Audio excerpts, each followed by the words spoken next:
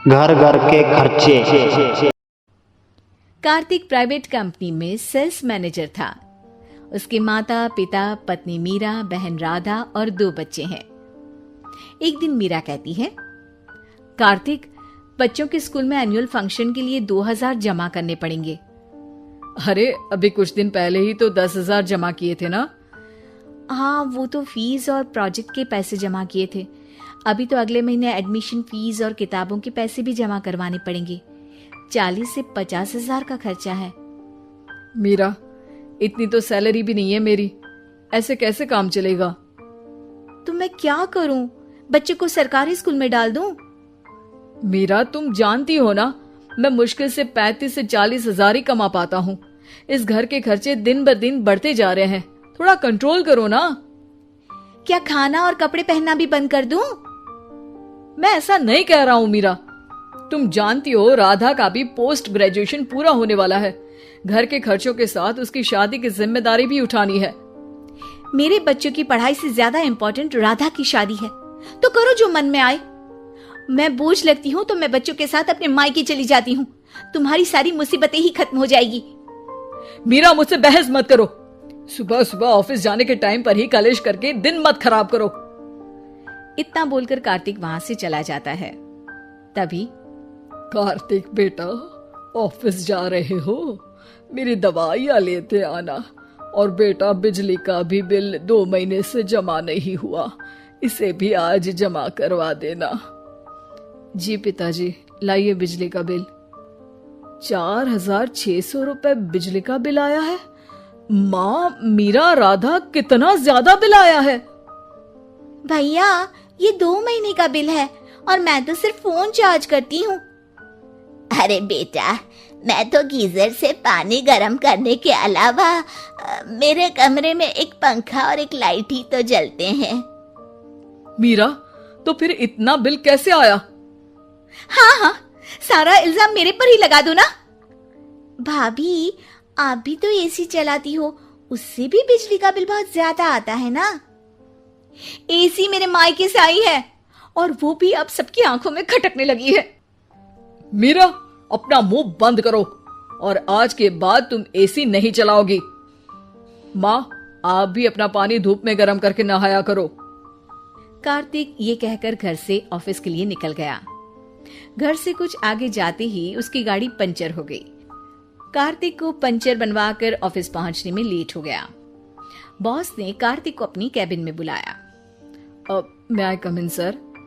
कम in. बहुत late हो तुम। सॉरी सर, कुछ प्रॉब्लम्स की वजह से लेट हो गया। मुझे कुछ नहीं सुनना। तुम्हारा टारगेट कंप्लीट हुआ? नो सर, अभी बाकी है। क्यों? सर, मार्केट में बहुत रिसेशन चल रहा है, बिजनेस कहीं से मिल नहीं पा रहा। मैं अपनी तरफ से पूरी कोशिश कर रहा हूँ सर।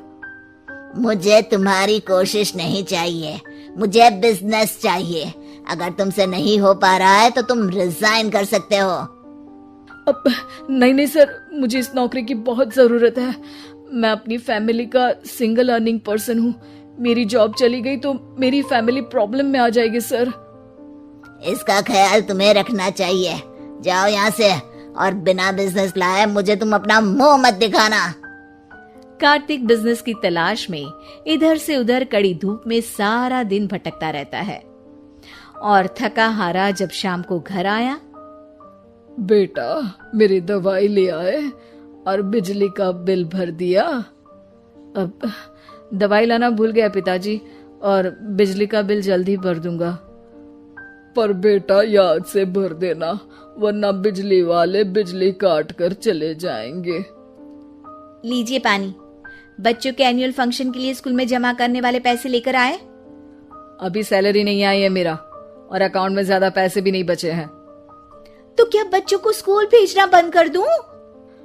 बच्चे अगर इस साल एनुअल फंक्शन नहीं अटेंड करेंगे तो कोई पहाड़ नहीं टूट पड़ेगा। और अब तुम मेरा दिमाग खाना बंद करो।